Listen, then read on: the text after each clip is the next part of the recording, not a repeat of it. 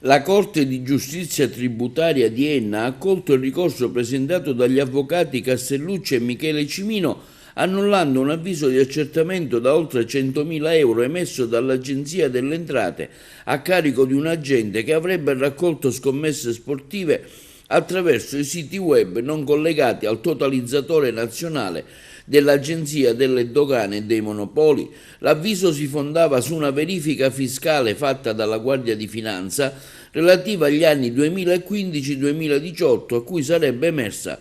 una presunta raccolta illegale parallela operata dalla Oia Service Limited su tutto il territorio nazionale. La Corte di Giustizia Territoriale, condividendo le censure dei difensori, ha annullato l'avviso e condannato alle spese di lite l'Agenzia delle Entrate, ritenendo in particolare che l'avviso di accertamento fosse basato su quanto accertato dai finanzieri, senza considerare la documentazione fornita sin da subito da parte del presunto agente che avrebbe sottoscritto